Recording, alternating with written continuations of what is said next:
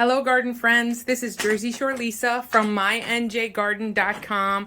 I'm in the greenhouse today because I just wanted to pot up a couple of tomato seedlings that I had inside the house because last week was really cold here in New Jersey. So I started these guys inside. You could see how leggy they are. They got really tall, reaching for the light, but they do have a couple of true leaves on them. So rather than continue in that tray, there were too many in each cell anyway, and tomatoes love to be potted up. So that's what I did with just a few of them. I'm going to do a few every chance I get to come out here, but this is just some potting mix mixed with some perlite and then a little bit of the material that came from the Vitamix food cycler to give them a little nutrition. So I would, if I didn't have that, I would probably use a little bit, just a bit of any organic fertilizer that's appropriate for fruits and vegetables. So I did plant these really deep because tomatoes are one of the only vegetables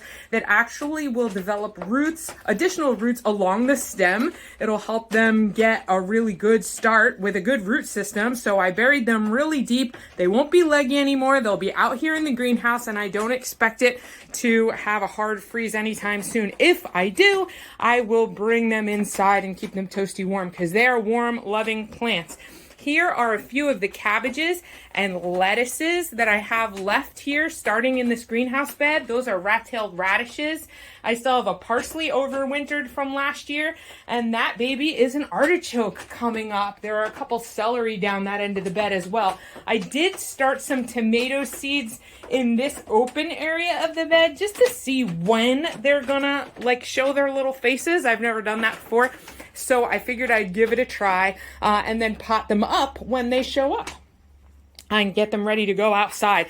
We also have that Arbequina olive is in the back there, and that survived the winter. It's doing well. Keep in mind, this greenhouse was unheated over the winter, so the pomegranate did die all the way back. That's a pomegranate.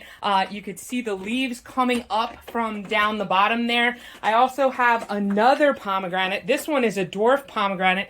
Did die all the way back, but again, regrowing from the bottom. That tells me that they'll always be great plants to have in the summertime, but they do flower and fruit very late. They have to put so much energy into completely regrowing that it's not really a good idea for me to invest too much time or effort in keeping pomegranates going because I'm never going to get fruit from them. So I'm going to probably look for some replacements that make sense in this zone. I do have a couple of figs in here.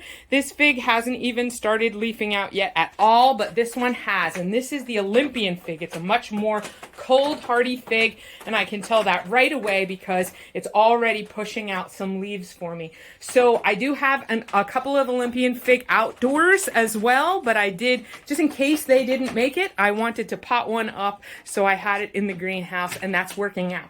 I've planted some of these lettuce and cabbage outside in the greenhouse, in the outdoor beds, but these are just the ones that are left in here, and I'll slowly be moving these outside and starting new crops inside to get them ready and take care of them and baby them a little bit before I move them into the outdoor gardens. So that's today's update, everybody. Thank you so much for watching. Please subscribe to the channel and like the video and join me for all my garden updates. Have a great day. Happy gardening, everybody.